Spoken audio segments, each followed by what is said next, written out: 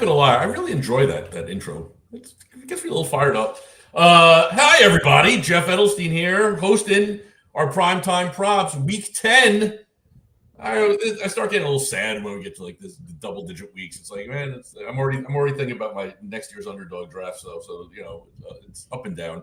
Joined today, as always, by three smarties: Keith Eister, Justin Bales, and the Luch. And listen, we another slate, another group of games. A lot of nice totals when you're looking at this slate, up and down, and a lot of not nice totals.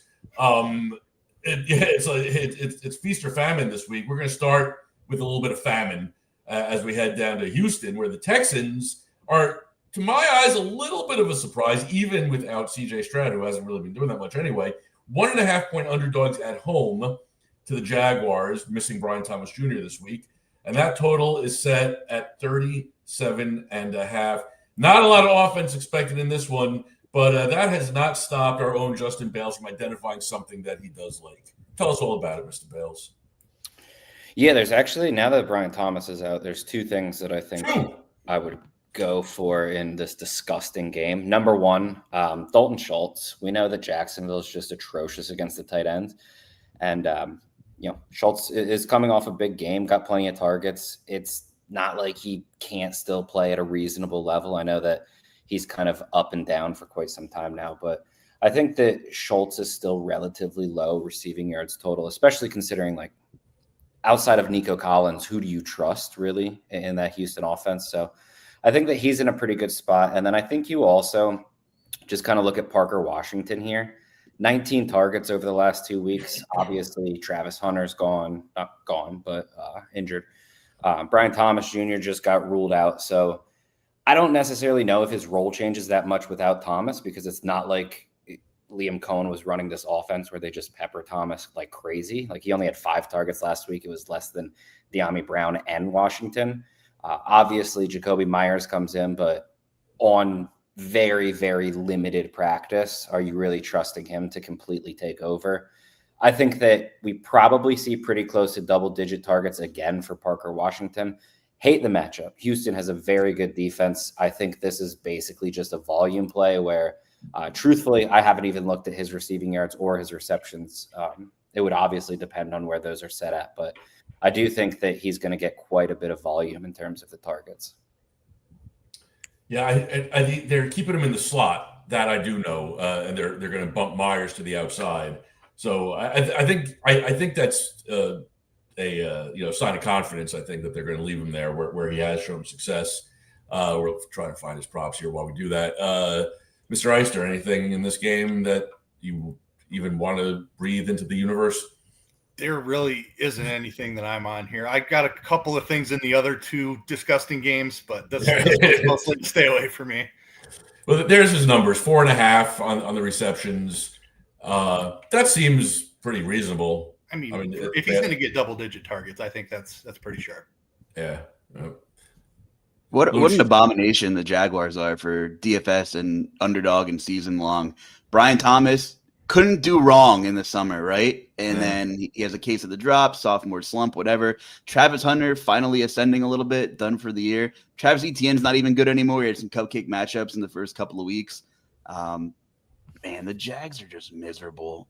I was talking to one of my buddies yesterday. I feel like there's this tier of quarterbacks after the Bo Nix debacle. His stats are ridiculous, by the way. He has 10 passing touchdowns against the Cowboys and whatever other team he went off against, and then 7 combined for every other game. There's just this tier of quarterbacks that just kind of seems soft. I don't want to throw Bo Nix in there yet because it's too early, but he's looked bad since week 1. But it's just kind of that tier of guys. Kyler Murray, what has he done the last couple of years? He put Jacoby Brissett in that offense and is running better than it has, in the last 20 games. Trevor Lawrence, different coordinators. I get it. So many weapons. There's just a group of guys who are just kind of guys. And I hope Bo Nix doesn't kind of fall into that group of guys that are, what do they call it? Jags, just a guy. Is that what they say? I don't know, man. It's rough, and I don't even know how I feel about Trevor Lawrence anymore. It's just an ugly team on offense. But they're favored. I mean, I guess that's the Davis Mills debounce, I suppose. I mean, it's got to be. But it's not. But again, it's not like this offense has been humming. with Stroud. You can take a shot on Davis Mills, I think. I know obviously he looked bad last week, but we've seen him in the NFL play reasonably well in the past, and Jacksonville's pass defense is legitimately bad. Yeah. I prefer personally, I mean, obviously, because I outlined it very quickly, but I much prefer just taking the shot on someone like Dalton Schultz, where I don't need a ton of passing yards and whatnot, and like Mills can be atrocious and Schultz can still hit. But I do think I think that Mills might be kind of sneaky here. Right. Yeah, so we saw him last in 2022, and man, I just felt like he absolutely peppered Nico Collins every time he dropped back when he played. I don't know. I don't think it could get much worse for the Texans offense. Like, kind of like the Cardinals situation, and what's the downgrade? Like, it's brutal. So poor Davis Mills gets to run for his life now. But Mills. Yeah. So what happens if Mills comes in and goes, 303 all of a sudden? Now, everyone's talking again. We got another Jacoby on our case. All right, let's get out of this game. It's depressing me. Let's go to a game that's fun. Bears 4.5-point favorites at home against the Giants. Keith, we'll start with you. You're going back to our number one draft pick here, right? First yes, round. Sir. Been talking about him way too much the last couple of weeks. The big breakout finally came. Not just the last play when Cincinnati put on the worst display of tackling maybe ever in the history of the NFL. He had, I think it was 5 catches and 65 yards before that broken play. His line is still down at 30.5. Cole Kmet should be back. He has practiced this week. He's out of concussion protocol. So Cole Kmet is back, but it's like, come on. Like, we're sticking with Loveland here, right? Dude just exploded, player of the week. He's got to stay on the field here. I think they'll run a ton of 2 tight end stuff even, but 30.5 is just too low of a line. 2.5 receptions is too low as well. I don't think you can put the Colston Loveland back into the bag is what I'm getting at. And his lines are still suggesting that he's a part-time player. Like, his lines have been around like 24, 26 all season long, and we're only at 30 right now in this spot. And it's a great matchup against the Giants as well. So give me all the Colston Loveland. Bales, I know you got something here. I mentioned, but our first show together, 8, 9, 10 weeks ago or whatever. So I know what you like here. I know the player. I'm going to see. Let's see how much I actually know you. This is a passing plus rushing bet. Am I right? Yeah, I'm cool with that. I have no issues with that. It's not even a spot where I'm like, oh man, this matchup is so good for his legs. But like, Jackson Dart has such good scrambling ability, and obviously the designed runs and whatnot. Dude, give me this entire game. This game is probably my favorite on the entire slate. I'm really hoping, I know it doesn't look likely, but if DeAndre Swift just doesn't play, man, we have some serious spots to attack. As of right now, Jackson Dart is probably my favorite. You can take his passing and rushing. Realistically, you can also just take his passing. You could take fantasy points if you play on one of the sites that offers the fantasy points and whatnot. I just think this is a really, really good spot for Jackson Dart. Props to you, sir, on the Kyle Manung guy. You jumped in with zero hesitation whatsoever on that last week, and boy, were you right. Dude looked awesome. Cincinnati's defense is obviously just couldn't stop anyone at this point. You were all over Caleb Williams as well. I was a little bit more hesitant on the Bears. I've watched them a little too much, but they got it done against that sorry excuse of a Cincinnati defense. Another great spot for him here this week. Luch, anything in this game besides everything? Man, Keith, you talked about it, and I know it's tough to say right now because he had like 40 fantasy points. But Caleb Williams is a guy who, despite the massive game, I still have some reservations about trusting from week to week. Where was Roma Dunze? I mean, like, nowhere. Like, absolutely just frustrating for many bettors and DFS players. Who did Bo Nix have success against? Dallas and Cincinnati. Who was Caleb Williams had his 2 best games against?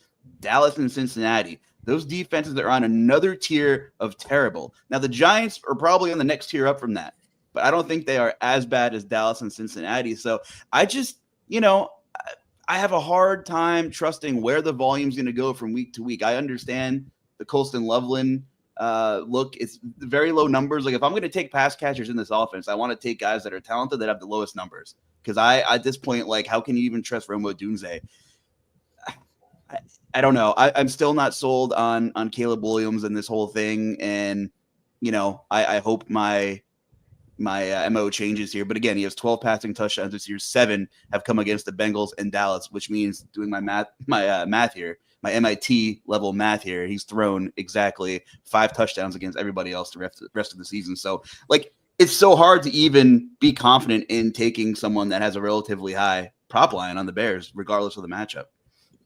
I just to throw it out there. I think touchdowns are pretty fluky, and I think you're looking a little too much into the touchdowns. If you look at the Bears offense, obviously they did indeed destroy 2 terrible defenses, but I think that's more of a Caleb Williams did what Caleb Williams should have done against those versus he only does that. That's fair. 25 against the Raiders, 25 against Washington, 26 against New Orleans. I am not on the side of Caleb Williams as this untouchable quarterback that is dominating the NFL and very good. I am on the side of it's shockingly difficult for young quarterbacks to change coordinators, and Ben Johnson has a very difficult scheme for an offense to learn. Caleb Williams, I think, already looks good in that scheme. I don't think he looks bad. It's hard to trust for fantasy.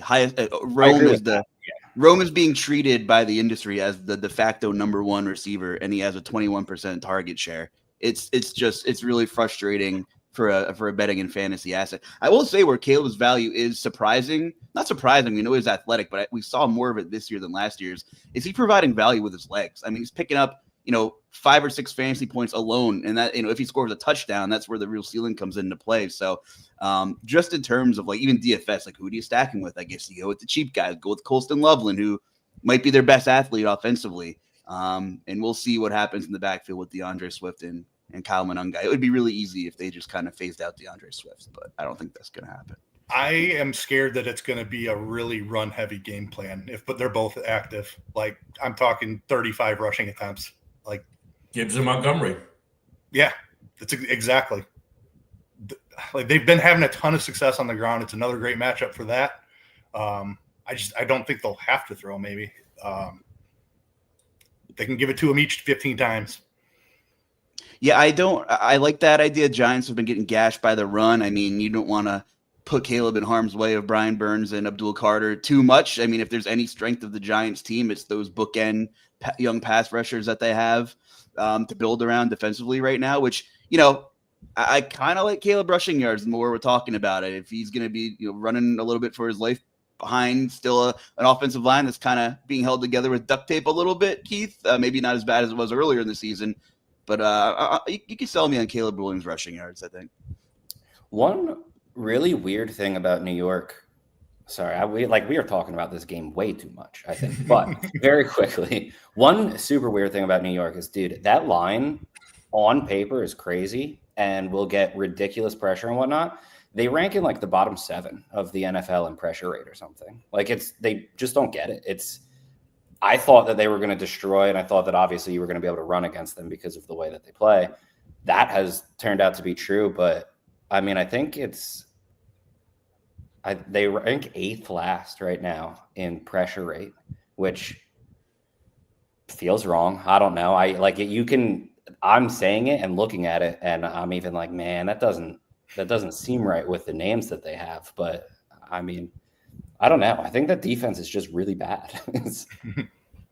Now that we're looking at this as well, Swift 48.5 rushing yards. If he's active, he's destroying that. You touched on the names Gibbs and Montgomery. How long did we beg for Gibbs to get the bulk of that backfield? I'm telling you, Swift is coming back to a major role here. If he's healthy, he's going to have a role. Yeah, 100%. I don't know. That looks real good to me. All right. Bale said we're talking too much about this game, so we're done. That's it.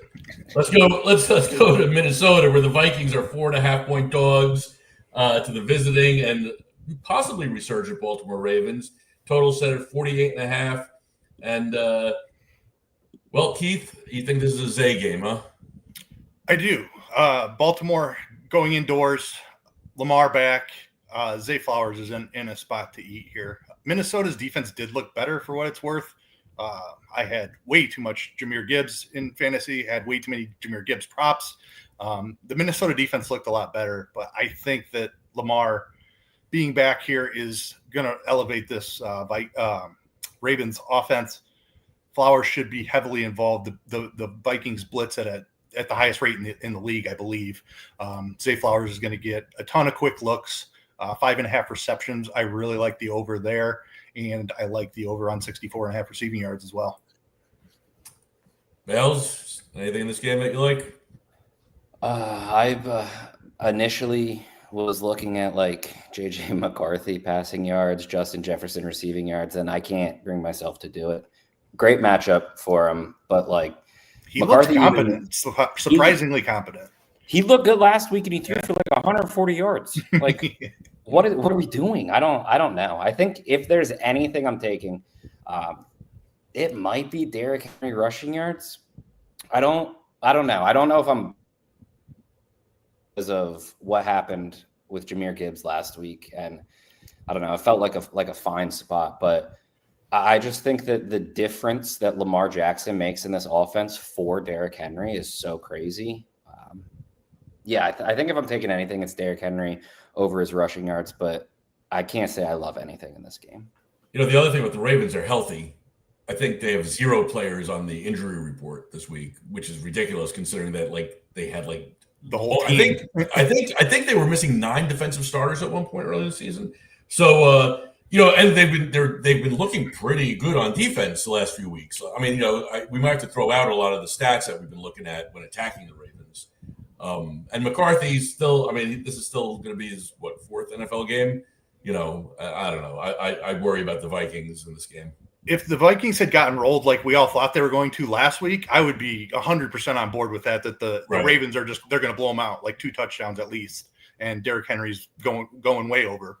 But I don't know what the Vikings pulled out of their ass last week. They played the Lions exactly right, way better than any of us thought they would have. Yeah, well, way better than everybody. The lines. Remember, we said how I said 8.5 points. What are we missing here? And your answer was, well, maybe JJ McCarthy isn't as bad as we think he is, right? But I mean, was there a teaser bet in America that survived the last week? Because take the lines down to 2.5. I mean, come on, that's textbook. That's probably reason enough that we should have known that the 8.5 was. They just grabbed you. Those damn bookies. All right. Luch, anything here that you're looking at? You're muted. You're muted.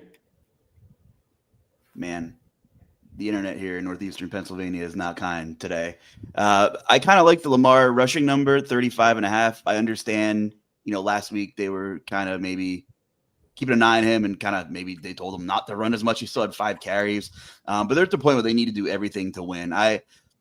Just trying to think this thing through. Brian Flores loves to blitz. I don't think he's going to totally do a 180 on his philosophy, and I think there could be some chaos at the line of scrimmage, which will either force Lamar to scramble or there could just be a couple of gaping lanes that, help him pick up a chunk or 2 of yards at a pop. I was just looking at some of the quarterbacks that the Vikings played this year. Caleb Williams had 58 rushing yards against them on 6 carries. We saw Justin Herbert go for 62. Jalen Hurts did not have a good rushing game against him. I don't really think he carried the football. But other than that, I mean, they played Jake Browning and Aaron Rodgers, I believe. So not a huge, data sample of athletic quarterbacks. But the fact that Caleb, who we just talked about, ironically, and Justin Herbert, who, was using his legs a little bit more, did a ton of damage on the ground against Minnesota. I think, if Lamar's good to go, it's crunch time for Baltimore to make a move in this division. I mean, we're getting in November now. They got to do what they got to do. So I think that really raises his fantasy ceiling even more than it. That he looked great last week from the pocket, but I think his ceiling is immense this week. So I think he makes for a really good stack with Zay Flowers in terms of DFS. Great. By the way, excellent inadvertent porn naming there. Gaping Lane. That's right up there. That we're like starring. Gaping Lane. Yeah, I'd watch. Is that your burner? It might be. I might create it. Here's a game that is not. It doesn't scream gaping lanes anywhere. The Jets, 2.5-point underdogs against the visiting Browns, 37.5 total. I mean, kind of yuck. I see a lot of handoffs in this game. So let's start with Keith. Who do you think is going to be? Who do you like here? Yeah, I see a lot of handoffs too. The Jets weren't a great run defense, and now they just traded away their best run stopper in Quinnen Williams. The Browns have shown us ever since Dylan Gabriel took over that they want to do one thing, and that's turn around and hand it to Judkins. He's sitting at 18.5 rushing attempts is the line. He's carried the ball almost 50 times in the last 2 weeks, 23 and 25 times, I believe. He's just getting massive work. It's what the Browns want to do. I think they're going to be able to do it against the Jets. 18.5 feels like a number that's way too low for Judkins. Now, Luch, I know you're on the other side of this game with Breece Hall. That's correct, but I don't like Breece Hall. I think I like the under. I think I saw 65.5 number. Narrative or not, the things we know is he objectively wanted to do everything to get out of the Jets organization. He was very vocal on Twitter. I don't know. In terms of Ja Morant, I think Breece Hall also lost the joy of football, at least with the Jets. I mean, the organization does it to a lot of people. That being said, not only do we have that, but the Browns are still an elite run defense. I understand that they want to run the football as much as they can, and he will probably get his touches, but it doesn't mean that they're going to be good touches. The Browns are the highest stuff percentage in the league. They're also allowing the fourth lowest yards before contact per attempt, meaning every back they play, they're hitting them at the line or behind it. Going to be some tough sledding, especially with are they getting Garrett Wilson back? I know his status might be up in the air, but other than that, I mean, just so much volatility, so much just chaos.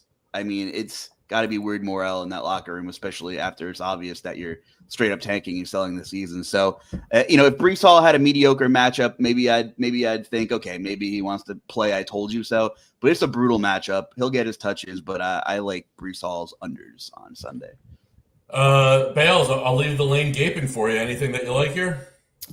Yeah, just Judkins rushing yards. I mean, Keith already nailed it. Like a bad run defense got worse. On top of it, like how many games of the season do you go in having the potential where Judkins and Cleveland could be up like even 7 points? Right. Like it's not that many. This is one of them. So I think that they're probably just going to hand it off to him as many times virtually as possible.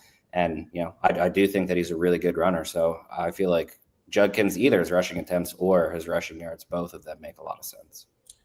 I'm looking again at this board in front of us. Mangani has a higher rushing prop than Swift. Did you see how good he was?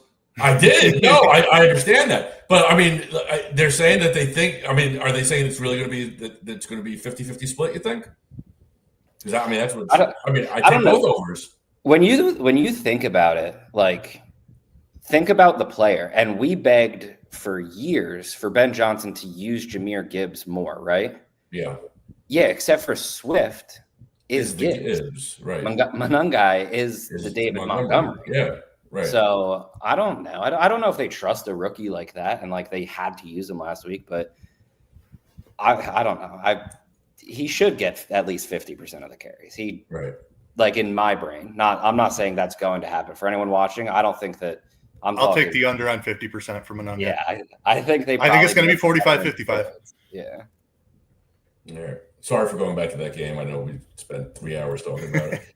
All right, let's go to another game. I guess the Panthers 5.5-point favorites over the visiting Saints, 38.5 total.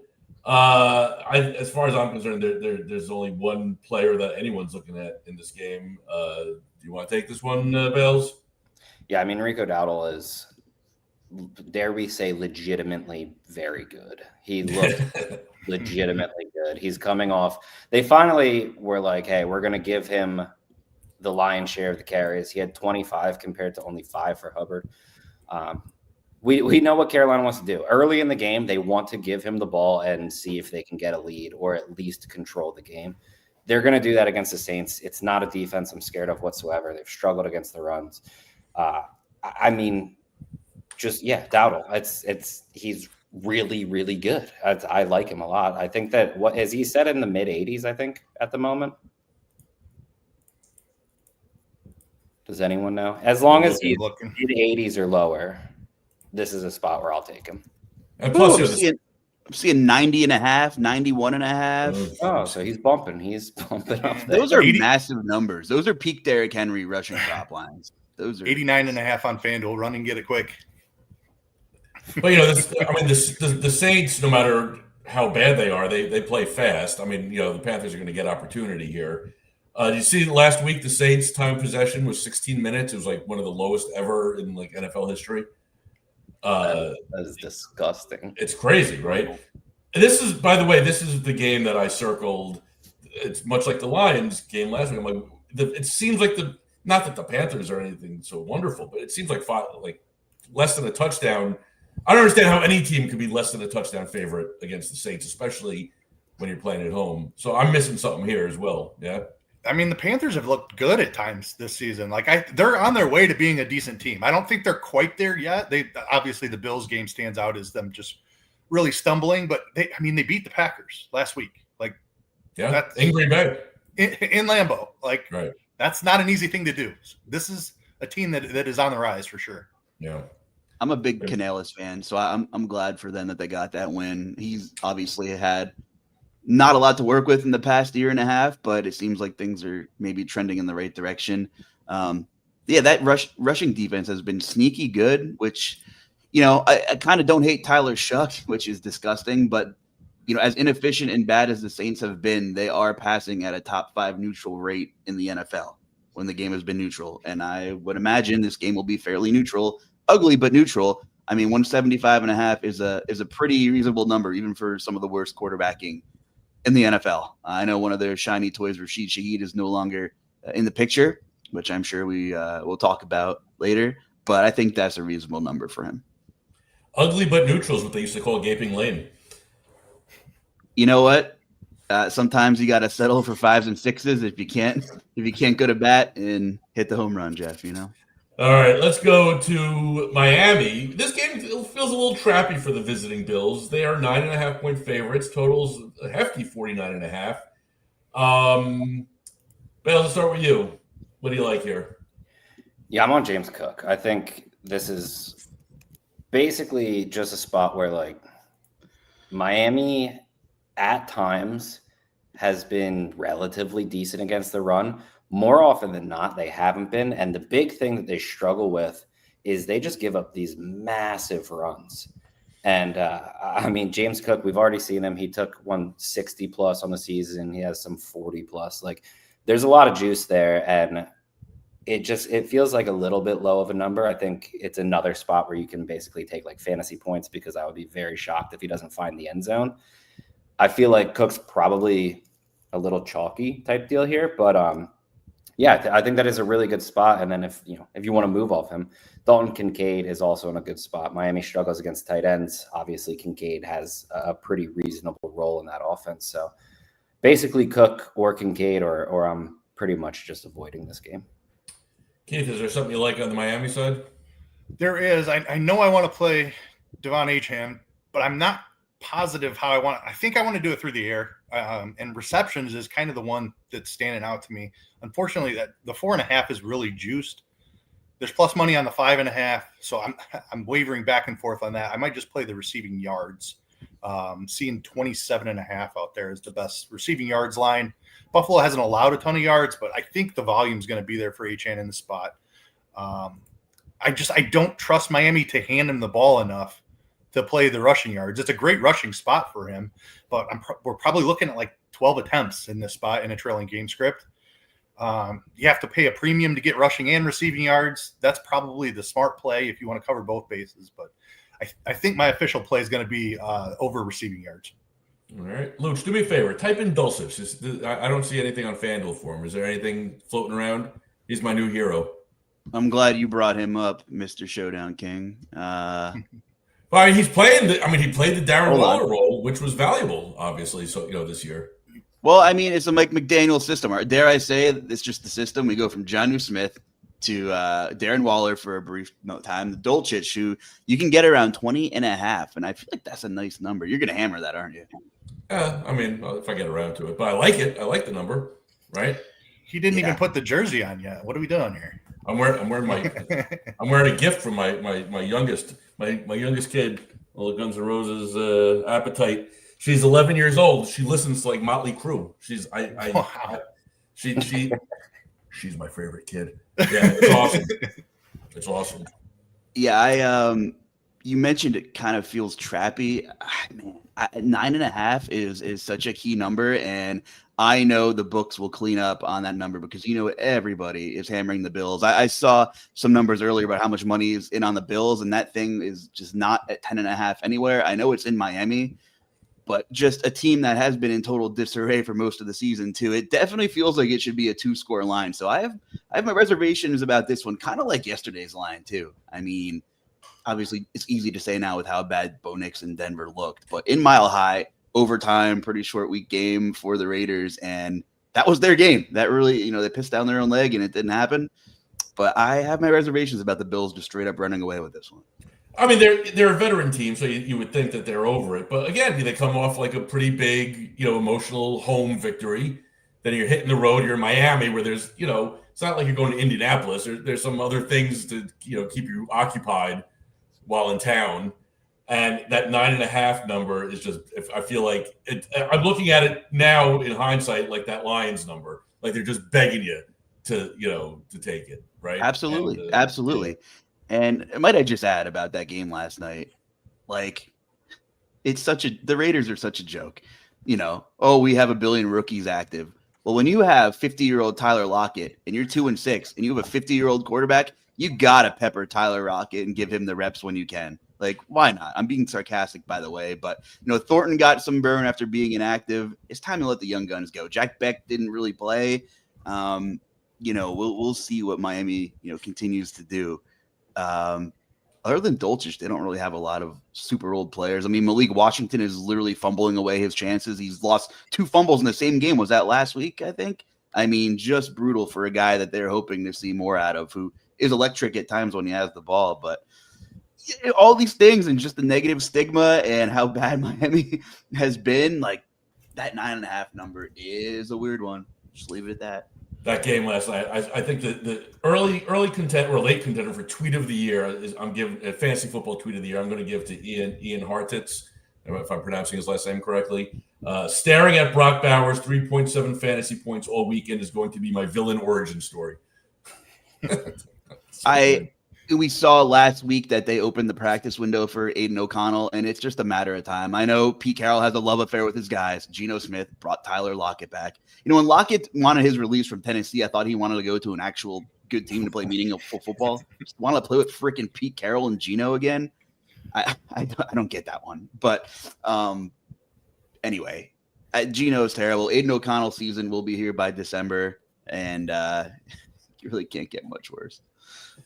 All right, let's go to Tampa. The Bucks, 2.5-point favorites, which I think is, I don't know, over the Patriots, the visiting Patriots. Hefty total of 48.5. I struggle with this game looking at it. I think I feel like it's as likely to be like a 17-13 game as it is like a 37-34 game. I think, I'm confused by this game. Hopefully you guys can set me straight. Bale, we'll start with you. There's a few things that are jumping out, yeah? Yeah, I'll just start with Tampa. I mean, they obviously are dealing with a ton of injuries. Bucky Irving out again. Their receivers are going down left and right. There's still just an offense they're gonna move the ball. Baker Mayfield's really good. They're just gonna move the ball down the field. I think that Cade Otton here, his receiving yards are really nice. They're still relatively low, and he's been pretty consistently getting a pretty solid target share, specifically for a tight end. So I think that Cade Otton is the guy to go. New England has a good defense, but they do kind of funnel a little bit to the tight end. That's where they've struggled. So I do think that that's a good spot. On the other side, I think that you more or less just take their offense with Drake May. You can have his pass yards and rushing yards. Tampa, obviously a pass funnel. They've been for quite some time. They're going to make you throw the ball, but they also give up a ton of yards to quarterbacks on the ground. Drake May he's not the guy that, when you think rushing quarterbacks, he's the number one guy that comes to mind, but very, very solid in terms of scrambling, in terms of, the few designed runs that they do and whatnot. So I think that May is probably where I want to go in terms of New England's offense. There's another spot that I also like, but I know that Keith's on it a little bit more than me, so I'll shift this over to him real quick. Yeah, I am on the passing game with you. And the guy that I want to target is somebody we've been begging to see the field all season long. Ramondre Stevenson out again. Travion Henderson, 75% of the snaps last week without Ramondre Stevenson. The time has arrived. The Bucs have an amazing run defense, so we need to attack them through the air. It's Travion Henderson receiving yards, rather. Travion Henderson receiving yards at 21.5. Give me the over. I got a question for you. On DraftKings, Henderson's 5,600, as is Managai. Assuming Swift plays, who do you prefer? I mean, you're talking about a guy 75% of the snaps versus 25%. That's I know it's a great matchup for Managai, right. But you go Henderson. Yeah, all right. I mean, he's going to catch 4 balls too. And if Swift's out, that Managai can't, but if Swift's out, you go Managai. Yeah. Yep. All right. Checks notes. All right, good. Luch, anything you like here? No, I love the Henderson receiving yards call. I actually have that highlighted. That's a really reasonable number, and we know the Tampa Bay funnel that we've all grown accustomed to the last couple of years. I think that could be one catch. I mean, Henderson is electric with the football, so I think that's really awesome. Just if I'm looking for a longer shot here, I kind of like Hunter Henry to catch a touchdown if I'm looking for something with a little bit of longer odds here. He's tied for the team lead with end zone targets. He has 8 targets inside the 20. He plays the most snaps on New England inside the 10 and inside the 5. Just feels like a Hunter Henry game, right? I mean, you're gonna have tough sledding running the ball on Tampa, especially in the red zone. Hunter Henry, that big body, my favorite touchdown pick in this game. All right, let's go to Seattle, where you got to say they're surprising because they are playing some incredible football. Seahawks are 6.5-point favorites. Divisional battle over the Jacoby Brissett-led Arizona Cardinals. 44.5 is the total. Everyone likes a little something here. I'm going to start with Bales because we're going down the depth chart a little bit on this one here. You're looking at these tight ends, huh? Yeah, I'll start with AJ Barner. I'm a little surprised with the role that he's having, but he's getting a very solid amount of targets each week. He's absurdly efficient, I think, is the big thing for him. And, well, I mean, I guess the entire Seattle pass attack is just absurdly efficient, but Barner's still set pretty low. I wouldn't necessarily say that he's splitting snaps at tight end. Like he's not really going to play like just this absurd amount. But he is playing the majority of the snaps, and then Arroyo is getting kind of, I don't want to say cleanup duty or anything because they are just running 2 tight end sets for him. But I think that it's pretty obvious that the tight end 1 is Barner. Arroyo at some point, I would assume, is going to overtake him. He's just a bit too good, specifically receiving. But at the moment, that's not now. So I like Barner receiving yards on the over. And all right, let's go, Mr. Eister. There's a guy by the JSN is his nickname. He has all 4 limbs as he's reached that territory for you. Yeah, I'm going to take the layup here. Leads the league in target share, leads the league in first read rate, leads the league in everything. On pace for the first 2,000 yard receiving yard season in history. Like, what else is there to say? And now we've added Rashid Shaheed, who's going to stretch the field even further and open up the middle of the field even more for JSN. You can just lock in 8 catches and 120 yards every single week this season. And I think the situation has actually improved with Shaheed. I certainly don't think he's losing target share to Shaheed. So you get Shaheed stretching the field, it just opens it up even more for JSN. The great matchup against Arizona as well. I don't know what else you want. It's a big number, 95.5, but it's too low.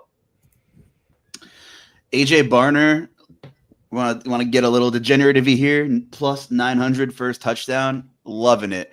I hit one of those earlier this year, and it's just all about when you're on the field where it matters. I know it doesn't always work out that way, but he's playing over 90% of the snaps inside the 5 and inside the 10.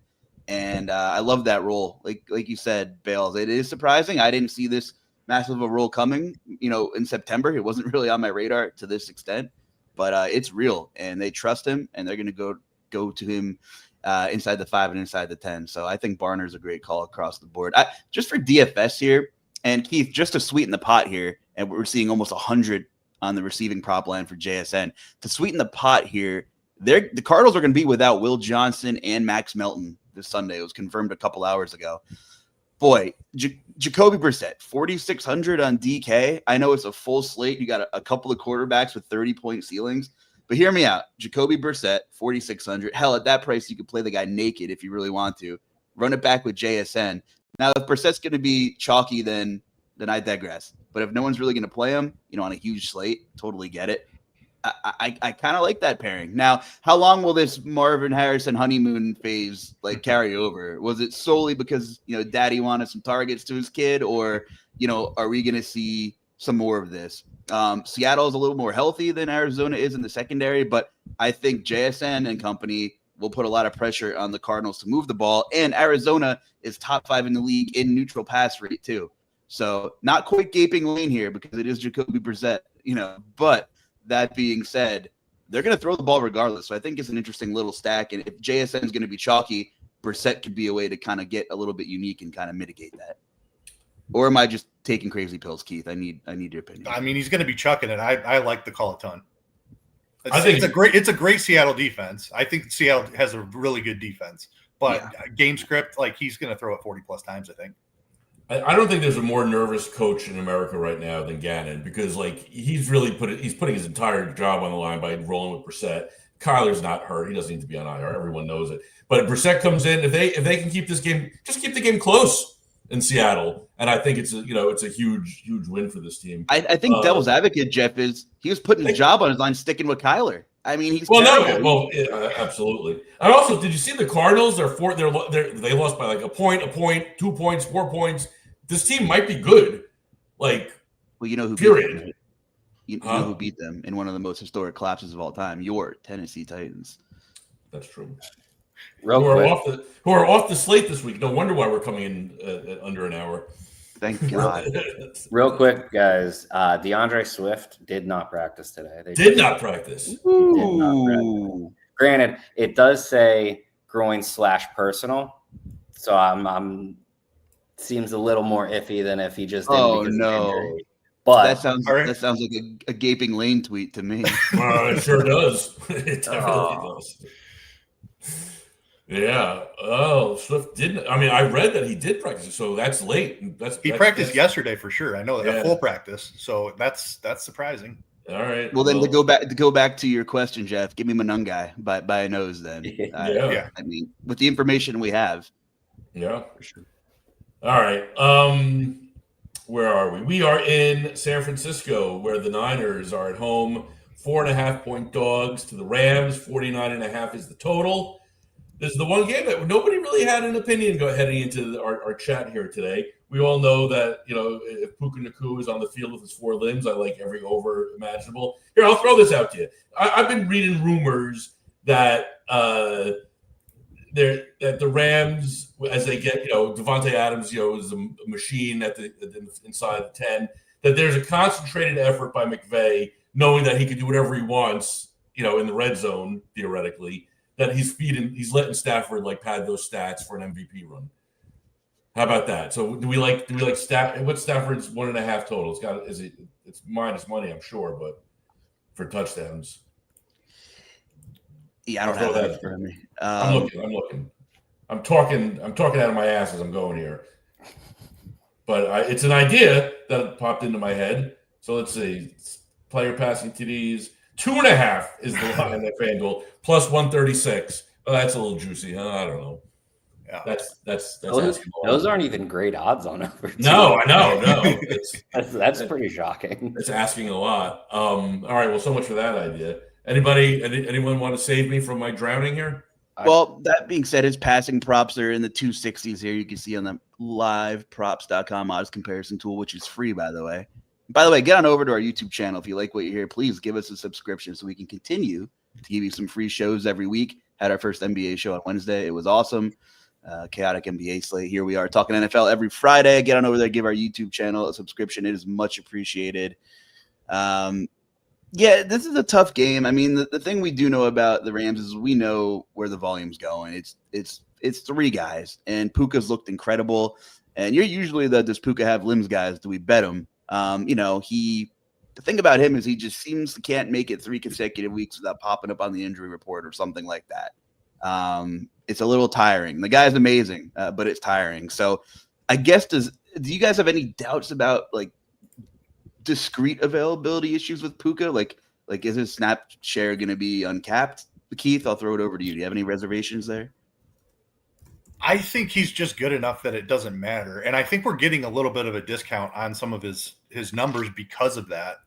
But yeah, it does seem like he's in the tent or in the locker room nearly every week, but it doesn't matter. He just ends up with 10 receptions and 100 yards every week anyway. So yeah, I totally get what you're saying. His line's in the 90s. And when we were on the show before he came back for the Saints game, I said it then and I'll say it again. That was at least a good indicator of where we think his health is going to be. I mean, those are just massive numbers. So I don't know, Bales, any thought on the Rams passing game here? Yeah, I mean, the only like saving grace of it is that you know where it is going. Like Devonta Adams, the touchdown guy, and then Puka's kind of the elite receiver that gets whatever he wants. I don't love it because I don't love the matchup against San Fran for like as weird as their team has been, as like injured and just all over the place as everything's been. Their defense has been pretty good, and I don't know if I necessarily want to kind of deal with that and have to sweat it out on Sunday. But yeah, I mean, you can always convince me to play Puka. Like it's not going to take that much for me to be like, yeah, okay, like the guy's just better than everyone else, and the system is designed for him. So I don't really have any issues with it. I just also wouldn't put it at like the top of my list of what I'm looking at. 49.5, very, very, very healthy game total, but there's a couple of really high game totals floating around this week. And maybe that's one people are going to pump the brakes on outside of Christian McCaffrey, who's rightfully extremely popular every week. Speaking of McCaffrey, I mean, do we just play his receiving yards again? It's set at like right around 50. He's gone over in 8 of 9 games. The only game he didn't, he had 3 catches against Houston. And I think he still had like 42 yards or something. Like it was pretty close. Basically part receiver. I mean, his numbers, his volume's dropping because they're starting to get healthy again. I think he's had 5 targets in each of the last 2 games compared to like he was sitting at like 8 targets for a while. So like the volume is dropping, but you're still getting Christian McCaffrey one-on-one against safeties, linebackers, like just guys that aren't good enough to cover him. And I mean, the efficiency is still like through the roof. And like you can't put a running back's receiving yards like above 50 at this point. Like you just can't set it high enough, really. I like this game. I especially the McCaffrey thing you mentioned. I think it just feels like Shanahan and McVay, like they kind of enjoy playing each other. Like I feel like they're 2 of the sharpest guys out there. It's a division game. Remember earlier in the year, the Niners went into Los Angeles with 0 healthy players and won. Remember 26-23. I think McVay's going to want to win this game. I think Shanahan's going to have to I think this is one of those games where like your best players are getting the ball, right? Yeah, we talked about McCaffrey on last week's show, and I ran the numbers. He's top 25, at least as of before last week, in target share amongst all players, let alone running backs in target percentage. I mean, the guy is just a bona fide weapon. Before we get too far out of the NFC West, if we could just quickly circle back, your guys' thoughts on some fairly breaking questionable news we have here. Cooper Kupp and Barner are now questionable for Sunday. Torrey Horton's doubtful. So we might see an extreme Rashid Shaheed roll out the gate. And I mean, listen, it's really not that sophisticated of an offense. A lot of play action and running straight down the field. Shaheed's there for one reason. Straight fly patterns or post, baby. Open it up for JSN. But man, Seahawks fans might have thought they had Rashid Shaheed at home and Torrey Horton, and he was coming along really nicely, doing a nice job returning punts too. So Man, that is going to be one very interesting injury report on Sunday. I'm hoping Barner plays. If he doesn't, Araujo's looked much better, and he's been more involved, I think, in like the last couple of months. So I think he's an interesting punt option for DFS well. The other Shaheed thing, I guess, I don't know, bit of information is that he played with Kubiak. Like Kubiak went and got his guy. It's not like he doesn't need to learn an entire new offense. He knows it. I'm not saying that there's going to be like this instant chemistry. Like obviously you need practice and whatnot, but it's like he can walk into that building and he'll tell you the offense. You know what I mean? 38.5 is the yardage prop on Shaheed. I know we have one more game to talk about, but since we're talking about Kubiak, it had me thinking about the Saints again. And another questionable tag was Alvin Kamara, who popped up this week too. Are we going to get to the point of this season again, which seems like we get to this point of the season every freaking year, where Taysom Hill gets back into the do-it-everything mode? Like, if he's on your waiver wire in your home league, he's just worth scooping because he might get that super cheat code boost of getting some red zone snaps again. I mean, like, the quarterback plays terrible. They have no one else to turn to. Kamara, said he'd rather retire than play for someone else other than the Saints. I mean, he's clearly not the future. Taysom Hill's been back a month now, clearly healthier. Maybe we see his role expand a little bit here. I just think that's a punter's chance here. I don't know what his touchdown odds are or anything, but I just feel like we're at the Taysom Hill time part of the year again, where the Saints are terrible and they have no quarterback. Stranger things have certainly happened. All right, let's wrap it up in Washington, where the cratering Commanders are 8.5-point underdogs at Detroit. They're always 8.5. The visiting Lions 48.5 total. Luch, get ready because I'm starting with you with Mr. St. Brown. You're all over it. Yeah. I'm on St. Brown. I mean, it's not really a sexy pick playing anybody from the Lions. I guess my biggest fear is game script and that, Detroit's up 3 touchdowns at halftime. That being said, they look kind of vulnerable last week. So maybe there's a chance that the Commanders keep this a little bit close here. The Commanders just aren't defensively. They're giving up the most yards per target, 3rd highest yards after catch percentage in the league, and 2nd highest yards after contact per reception, meaning they're not wrapping up or tackling either when the guys are catching the ball, which is just screaming St. Brown slant game, middle of the field, easy throws for Jared Goff. That's my biggest concern. Will this game be competitive in the 4th quarter? I don't know the answer to that, but things didn't look, foolproof last week either for the Lions. So I'm on St. Brown for sure. Before I throw it over to you guys, the concern, of course, of a blowout is there. But this Lions team, after coming off of the loss last week and knowing how they've done what they've done in the past, I feel like they could be up 38-7 with 7 minutes in the 4th quarter, and Goff is like hitting Jameson Williams for like a 60-yarder. Like that never happens this year. But the idea being, I could see them like just not stopping. With that in mind, I'll throw it to you, Keith, if there's something that you see there. I agree with both of the takes that have been thrown out. That the Lions, they're like, Dan Campbell is the guy that like got embarrassed last week in a game everyone thought they should have won. Huge favorites.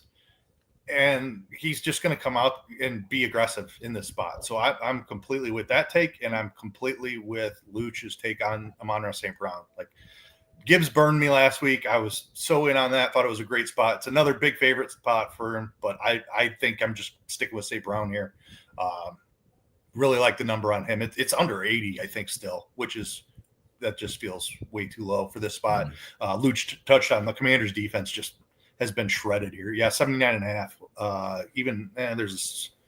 79.5 receiving yards is the St. Brown number. I think that looks great. Yep. Bales? Count me in. I like Detroit's passing. I think if you want to take a shot on Goff, feel free. Like, I also really like St. Brown, but, as you literally just said, he can hit Jameson Williams for a 60, 80-yard touchdown, and, like, no one would blink twice at it. I want receivers against Washington. I'm cool with the quarterback against Washington. I think if I'm absolutely picking someone, I agree with Luch and Keith. I think it's Amon-Ra St. Brown. I think generally that's the response you should go with for Detroit. But Jameson Williams is sneaky, and he saw like a reasonable role last week. So I'm cool with either of them. I'm cool with Goff. I just think that the passing attack is going to take out Washington this week. Yeah, I mean, it was good to see him get in the end zone. I mean, they used the same guys inside the 5 and inside the 10. Laporta's on the field 90% of the time inside the 5. St. Brown, same exact rate. And Jamison Williams, 86% of the time inside the 5, which is pretty surprising with how often they like to run the ball, especially kind of in the red zone and play that Dan Campbell smash mouth type of football. But, it feels like another sneaky game where maybe he gets one of those jet sweep or end arounds inside the 5 and he can take it in. But good to see him get back on track just a week late after the OC said that he failed him. So maybe we're finally seeing a little bit of squeaky wheel stuff here with JMO. Yeah. All right. I'm going to send it around the horn with everyone's best bets. I'll start, and Luch will take us out of here. I'm saying it's basically the best for last year. I really do love. I love St. Brown. I love Williams. I love Laporta. I really think that the Lions come in and make a statement here. Actually, I'll just go with St. Brown as my favorite bet there, my best bet. Real quick though, if you have to choose one between St. Brown, Nakua, and JSN for DraftKings purposes, who do you pick this week?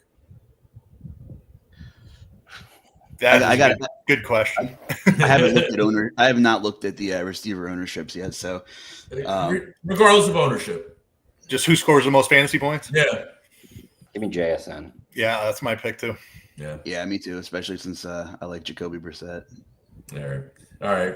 So that's me. We'll go with you, Keith. You take it from here for your best bet. Let's see. Give me Travion Henderson over 21.5 receiving yards. Just sets up perfectly for him. Finally saw the bulk of the snaps, 75% of snaps last week. Gets a defense that has allowed the most receiving yards to backs in the entire league. Perfect spot. Has the workload. Travion's the play. Mr. Bales? Give me Rico Dowdle. I'll take 100+. You can probably get decent odds on that. I'll go 100+ rushing yards. I like it. And lastly, but not leastly, Mr. Luch. I like Jacoby Brissett because I like kind of doing a little 2-leg SGP or maybe add on some more because they kind of correlate here. Give me Jacoby Brissett. That being said, the longer we're on the show, I'm talking myself into putting some money on Taysom Hill to score a touchdown. I would like to see what Alvin Kamara's actual issue is. His ankle, questionable, but I will like that a lot more if he's out. I mean, they have Devin Neal and Audric Estime is floating around. Like, that's it. So if Kamara sits, there's a very real chance that you're looking at the inside the if the Saints do have an opportunity inside the 5 on Sunday, it could be with Taysom Hill. So we'll see. I guess that's it. If you like this show, guys, please give us a follow and a subscription on our YouTube channel so we can keep giving you this awesome free content now twice a week, Football Fridays, and we got Hoops on Wednesdays, and hopefully we can keep bringing you some more new stuff each week. So stay tuned to Props. We have a ton of content. It's NBA Cup Night. We have a ton of Hoops content on Props. There's college football stuff up for Saturday, ton of NFL stuff for Sunday and Monday, and more is on the way. We also have UFC props, you name it. We got it over there at props.com, 100% free stuff. Get on over there and see what we're talking about. Plus, if you actually like reading Jeff's stuff, I'm just busting your chops here. Awesome article.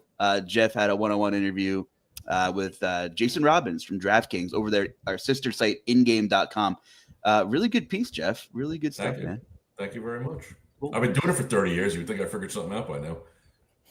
When you figure out the secret sauce of journalism, let me know because I need it as well. So for Jeff, Keith, and Justin, I am also Justin. Good luck this weekend, everybody, and thanks for tuning in.